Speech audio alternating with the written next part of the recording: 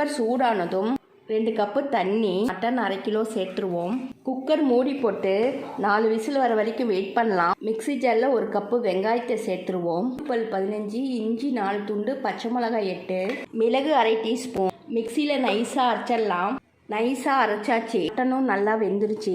Pan சூடானதும் 3 table spoon oil, நைஸாக அரைச்சி வச்சிருக்கிற வெங்காய விழுதை சேர்த்துருவோம். தக்காளி விழுது வாசனை போகிற வரைக்கும் 4 நிமிஷத்துக்கு குக் பண்ணிடலாம். 4 நிமிஷத்துக்கு வெங்காயம் தக்காளியும் நல்லா வதக்கியாச்சு. வேக வச்சிருக்கிற மட்டனை சேர்த்துருவோம். புதினா, கொத்தமல்லி, கருவேப்பிலையை சேர்த்துருவோம்.